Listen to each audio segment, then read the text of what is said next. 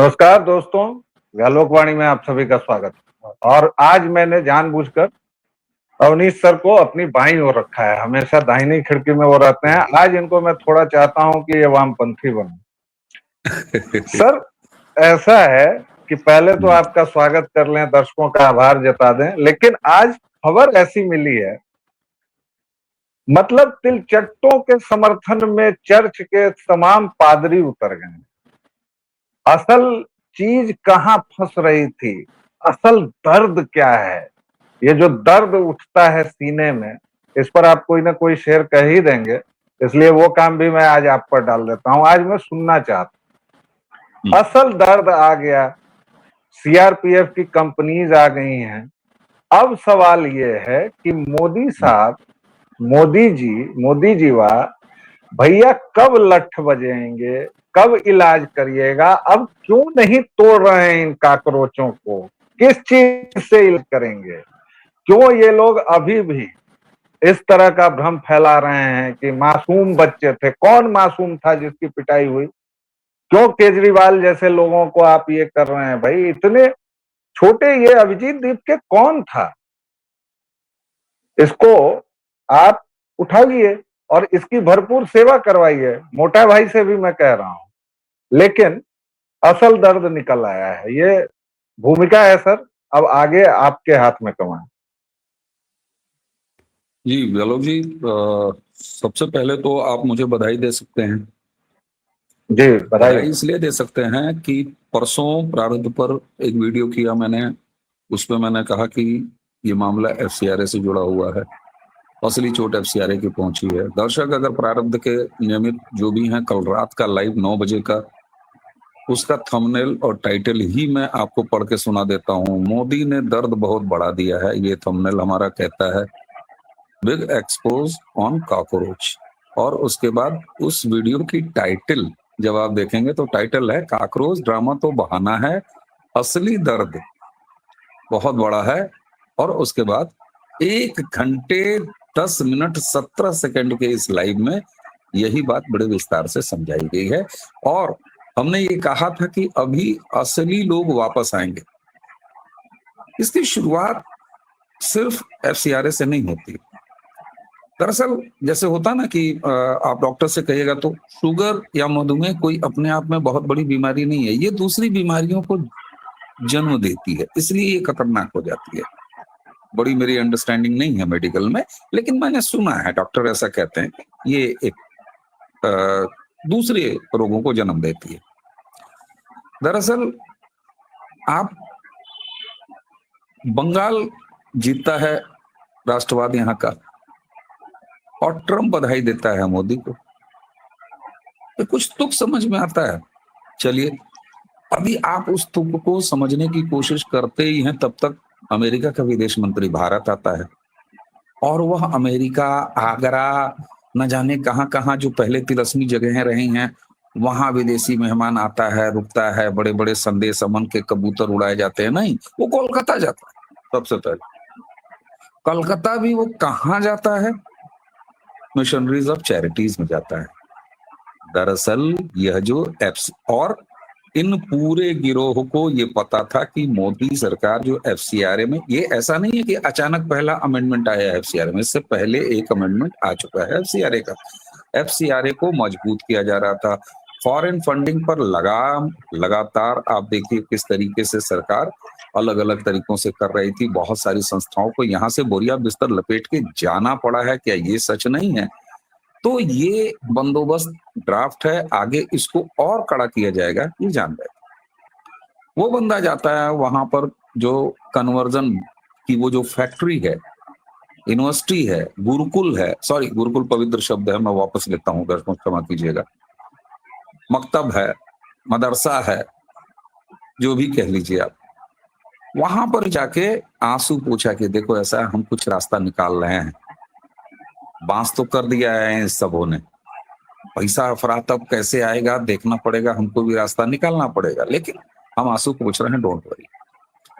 आज सीजेपी के इस प्रोटेस्ट को सफेद चोला चोंगा पहन के निकले ये मदर फादर जो भी हैं, ये एफसीआरए को रिप्रेजेंट कर रहे हैं, एफसीआरए अमेंडमेंट के शिकार लोग हैं जो आपके सामने दिखाई दे रहे हैं, जिनको भर भर के वेटिकन और वेटिकन सोर्सेस से पैसे आते हैं। मैं तो अभी जकातियों की प्रतीक्षा कर रहा हूं कि वो जकाती भी आएंगे और वो कहेंगे तुमने हमारा सऊदीया का पैसा जकात रोक दिया, तुमने हमारा, अभी आप सुन रहे हैं ना दर्शकों कि कोई कतर से ऑर्डर कर रहा है इन सबों के लिए मलाई चाप और सोया चाप, कोई कहीं से ऑर्डर कर रहा है। ये जकात है, ये जकात है जो वो इस किसी भी जो काफिर का प्रभुत्व है, जहां पर 2014 से हम कह रहे हैं राष्ट्रवाद की आंधी आ रही है, जहां राम मंदिर तैयार हो रहा है, जहां दीपोत्सव हो रहा है, जहां मोदी और योगी की जोड़ी राज कर रही है,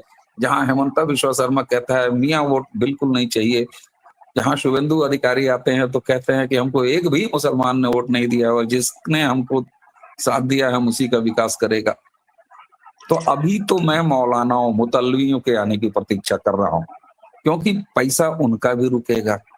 अब सवाल आता है कि दो चार सपाचारे की तरह, अभी मुक्तेश्वरानंद की तरह, उस पाखंडी व्यक्ति की तरह सपा उतार तो सकती है अपने चुनावी लाभ के लिए, लेकिन क्या हम में से किसी ने भी कल्पना की है कि हमारे धर्मगुरु, सनातन के धर्मगुरु निकलेंगे? क्यों? क्योंकि उनके ऊपर एफसीआरए का कोई असर नहीं, बल्कि उनसे तो हम ये अपेक्षा करेंगे कि वो उतरे कि सरकार हमारे मत मंदिरों पर अपने कब्जे घटाए, वो तो इसके लिए उतरे। तो ये साफ सिद्ध करता है कि यह पूरा प्रोटेस्ट, इवन राहुल गांधी का प्रधानमंत्री के आवास के सामने सड़क पर लौटना, वह राहुल गांधी नहीं है मेरे भैया, वह वेटिकन का रिप्रेजेंटेटिव था जब वो सड़क पर लौट रहा था। उसकी क्रिश्चियन बहन वाड्रा जब चिल्ला रही थी बाहर आओ बाहर आओ बाहर आओ, वो वेटिकन की रिप्रेजेंटेटिव थी जो कह रही थी कि एफसीआरए से हमारे फंड क्यों रोके, अब भारत में क्रिश्चियनिटी कैसे फैलेगी, कहां से आएंगे पैसे। ये चादर फादर मादर जितने उतरे हैं ये वो पुष्टि कर रहा है। अब आंखें, हालांकि देखिए आमजन की आंखें तो हमेशा से खुली थी। हाँ कुछ कह रहे हैं आप? जी सर एक इंटरजेक्शन है, मादर इन लोगों में नहीं होता है, फादर है, फादर होता है। नहीं, मादर भी होता है। अच्छा, मदर भी फादर भी होता है। हो। और एक बड़ी लंबी परंपरा रही है चर्चों में किस तरह के, अब जाने दीजिए वो कहानी खुलेगी तो फिर आप तो बहुत बेहतर जानते हैं, दर्शक भी बहुत बेहतर। वो तो सर नन वन वाला मामला होता है, मादर कहते नहीं है। नहीं, मैं उसी को मादर, ठीक है आप ले लीजिए, आप ले लीजिए उससे। मैंने दूसरे लिंक को, भाई देखिए मैं समझ गया। यहाँ तो इसी सीजेपी ने हमें ये भी दिखाया और समझाया है कि गंजे सर और मैं आदमी हूं और मैं पहनूंगी साड़ी, और कोई बच्चा आके अगर कह देगा कि अरे बाकी सब तो ठीक है आपने साड़ी क्यों पहनी है, तो आप कहेंगे एफ और न जाने क्या क्या, एफ ऑफ। तो यहाँ तो ये भी है। तो अभी तो हमने खाली फादर, चादर और मादर कहा, उसके बीच वाला भी है, चलिए चादर तो बीच वाला ही मान लीजिए, वो भी तो है भाई। मैं किसी एक चीज है सर, जेंडर का जो है वो असम्मान नहीं कर रहा है जी। अब एक चीज है सर, इस देश में 2014 से राष्ट्रवाद की आंधी है और उसके साथ ही इस देश को अस्थिर करने की कोशिशें हैं। लगातार वो प्रयास हो रहे हैं हर एक साल। ये हम लोग कई बार डिस्कस कर चुके हैं, साल दर साल 14 में क्या हुआ, 15, 16 और 26 में क्या हो रहा है। ये एक बात हो गई। दूसरी बात ये हो गई कि अब सारे चेहरे, सारे नकाब खुलकर आ चुके हैं। भाई एंटोनियो माइनो की 10 साल सरकार रही, सारे कानून ऐसे बने, चाहे वो आईटी हो चाहे कुछ भी हो, इस देश की शिक्षा को भी बर्बाद किया और इस देश में वेटिकन का प्रभुत्व भी बढ़ाया। आरटी के जो लोग समर्थक हैं, एक अलग से वीडियो कर दूंगा, वो देख लीजिएगा। अब तीसरी बात कि आपको पता है, यानी मैं अब मोदी सरकार की बात कर रहा हूं, कि आपको पता है कि ये इतना बड़ा खतरा है और हम किसी पॉलिटिकल वॉर में नहीं है। दर्शकों, मैं जो हमेशा कहता हूं कि हम एक युद्ध में हैं और वो सांस्कृतिक युद्ध है। मुस्लिमों के साथ खुला हुआ युद्ध था, और ये मैं कह रहा हूं क्योंकि वो थोड़े मूर्ख हैं, वो सीधे सामने से हमला कर रहे हैं। क्रिश्चियन मिशनरीज के जो जाल हैं, अब दरभंगा जैसी जगहों में आइए, मिथिलांचल जैसी जगहों में आइए, आपकी आंखें फटी रह जाएंगी। आप देख के हैरान परेशान हो जाएंगे कि ये क्या हो रहा है, कितना पैसा है इनके पास। अब सर आपसे सवाल है, हालांकि आप इसको मना भी कर सकते हैं क्योंकि आप रिप्रेजेंटेटिव नहीं है ना तो बीजेपी के और ना सरकार के, लेकिन ये प्रश्न तो आता है ना कि ये चंपकों को आप हीरो बना दे रहे हैं। एक को वो टुकड़े टुकड़े गैंग से आपने बना दिया, अभी एक तिलचट्टे को बना दिया। अरे तिलचट्टे का जवाब चप्पल होता है महाराज, तिलचट्टे को हटाइए वहां से और अंदर कीजिए, उसकी तुड़ाई कीजिए। तो सरकार की क्या योजना है? जी, बहुत अच्छा कहा आपने कि मैं चाहूं तो मना भी करूं, क्योंकि हम आप कोई भी सरकारी के रिप्रेजेंटेटिव तो नहीं, लेकिन जब हम दम ठोक के कह रहे हैं और तब से इतना ज्ञान दे रहे हैं और आप ज्ञान ले भी रहे हैं, हम दोनों एक दूसरे को ज्ञान देते भी रहते हैं, लेते भी रहते हैं कि साहब ये एफसीआरए का डंडा है जिसका असर ये बोल रहा है, और सबूत सामने है, सबूत सामने है, दिखाई दे रहा है।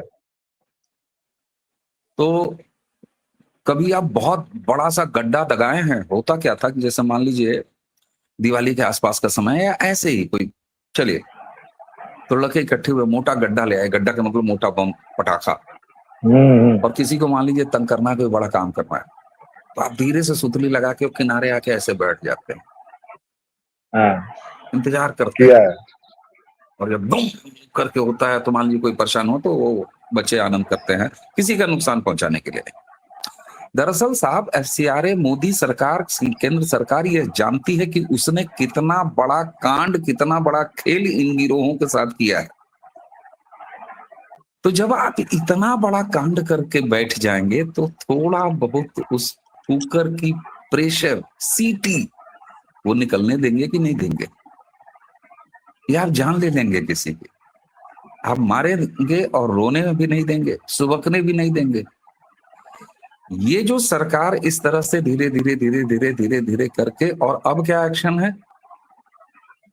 अब ये एक्शन है कि इनको भड़काने वाले, पुलिस कर्मियों पर हिंसा करने वाले, तमाम तरह की हिंसा को क्रिएट करने वाले, भद्दी गालियां और तमाम तरह की सेना का अपमान करने वाले, वो सारे वीडियो, सारी चीजें, और लेफ्टिनेंट गवर्नर ने अब ऑर्डर क्या दिया है? इसके पहले चलिए मान लीजिए 20 कंपनियां सीआरपी की और बुला ली, सब कुछ बुला लिया, लट भी बजा दिया, लेकिन सिर्फ मामला इतने तक नहीं रुका है, हर एक उस व्यक्ति की गिरफ्तारी होगी। क्या अब अरविंद केजरीवाल है गए इनको बचाने? क्यों? क्योंकि ये फंडा बिल्कुल क्लियर है कि इनमें से एक भी छात्र नहीं है। 50-55 साल का, लंबी दाढ़ी, गोल टोपी, हाथ में माचिस लेकर गाड़ी चलाने वाला छात्र है। नीली सलवार पहन के घूमते आए कुछ लोग, वो छात्र हैं। आप मुझे ये बताइए ना, वो छात्र हैं। तो पहले दिन से ये क्लियर, और मान लेते हैं वो छात्र भी हैं, चलिए मैंने मान लिया वो छात्र। भाई साहब ये बताइए, जरा पता करिएगा ये वीडियो करने के बाद आदरणीय हमारे अंकल से कि पिताजी आपके समय में भी लहकट, लतखोर, लफंगे होते थे कि नहीं होते थे? तो कहेंगे नहीं नहीं होते थे भाई। हम लोगों ने भी देखा कि हमारे दौर में भी लहकट, लोफर, लफंगे रहे हैं। तो ये इस समय के जेनजी में मौजूद लहकट, लोफर, लफंगे हैं, जिनका ना कैरियर से मतलब, जिनका ना देश से मतलब, जिनका ना समाज से मतलब, ना संस्कृति से मतलब, ना आचरण से मतलब। इसलिए आप उनके मुंह से प्रधानमंत्री के लिए बद्दी बद्दी गालियां सुन सकते हैं। इसलिए आप उनके मुंह से दूसरे धर्म के लिए, दूसरी विचारधारा के लिए ऐसे शब्द सुन सकते हैं। ये बड़ा नेचुरल है। आप मुझे ये बताइए, वहां जब एलजीबीटीक्यू वाले हैं, वहां जब सलवार वाले हैं, वहां जब अभी सफेद वाले इकट्ठे हो गए, तो ये तो वो वही आंदोलन है ना जो हमारे आपके पिताजी के समय में भी कुछ लहकट, लोफर, लफंगे घूमते थे, हमारे समय में भी घूमते थे, आज घूम रहे हैं, कल भी घूमेंगे। ऐसा थोड़ी ना कि भारत को आप अचानक समझ रहे हैं। जय गुरुदेव नाम के एक बाबा हुआ करते थे, तो हम लोगों को याद होगा कि हाईवे पर चलते थे तो पेड़ पर लिखा होता था जय गुरुदेव सतयुग आएगा। कोई ऐसा आम का पेड़ सड़क किनारे, हाईवे किनारे मिलता नहीं था जिसपे चूने से ये लिखा नहीं होता था जय गुरुदेव सतयुग आएगा। तो आप क्या समझ रहे हैं 2014 में हम लोग सतयुग पहुंच गए हैं क्या? कि ये लहकट, लोफर, लफंगे ये खत्म हो जाएंगे। अरे भाई, आज भी अगर पॉलिटिकली बात कर लीजिए व्यालोक जी, तो 40, 45, 50% के आसपास ही तो यहाँ का राष्ट्रवाद वोट पा रहा है। 60% तो अभी भी वह लहकट, लोफर, लफंगा इसको समर्थन कर रहा है। तो ये तो हार्ड फैक्ट है ना, इस हार्ड फैक्ट को स्वीकार करना पड़ेगा। ऐसा थोड़ी ना कि 2014 में एक राष्ट्रवादी सरकार आएगी तो जय गुरुदेव सतयुग आ गया, ऐसा थोड़ी ना साहब, सतयुग थोड़ी ना चल रहा है। तो ये लहकट, लोफर, लफंगे हमेशा रहेंगे। आप 2014 के तुरंत बाद अवार्ड वापसी के ड्रामे से शुरुआत करके आपने शाहीन बाग देखा, आपने किसान आंदोलन देखना, आपने सीए देखना है, आपने ये एफसीआरए के बाद का ये आउटरीच आपको देखना है। आप मुझे ये बताइए, शाहीन बाग में कारें हिल रही थी, सब कुछ हो रहा था, सीए एनआरसी, वो उसका आउटरीच ही तो था। और क्या था, और क्या था?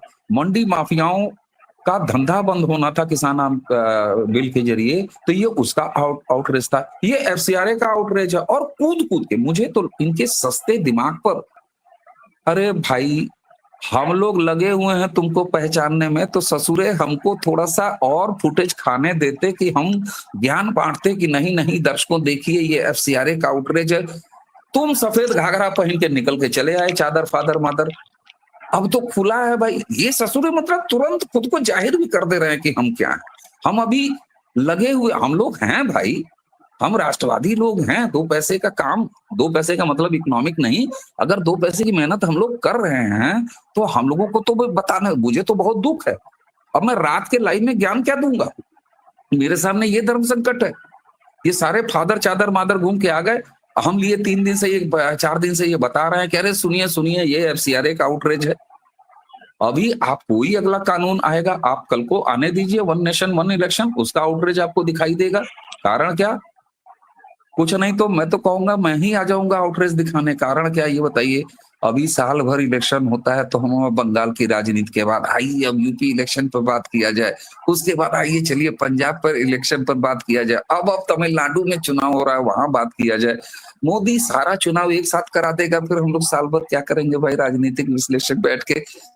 तो मैं भी एक तख्ती बनवा के रख रहा हूं, आने दो 1 नेशन 1 इलेक्शन, मैं भी निकलूंगा सड़क पर और मैं जंतर मंतर में भी टिकस कटा के जाऊंगा।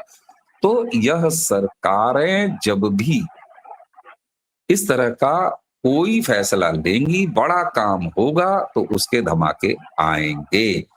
हैवी एंटीबायोटिक दी जाती है तो दस्त लगता है। डॉक्टर खुद कहता है कि गाड़ी मत चलाना, अगर 2-4 बार जाके फ्लश टॉयलेट पर बैठना पड़े तो घबराना मत, बीकासूल इसीलिए दिया जाता है। तो ये जो अभी मिनिस्ट्री ऑफ होम अफेयर्स ने दिया है ये बीकासूल है। और अब गंभीरता से एक अंतिम बात कह रहा हूं, हमारी पीढ़ियों ने भी देखा है, नेता कभी, हालांकि हमारी पीढ़ी के नेता तो फिर भी लाठी खा जाते थे, लेकिन नेता कभी भी या इस तरह के आंदोलन में भड़काने वाले कभी भी अपना निजी नुकसान नहीं होने देते।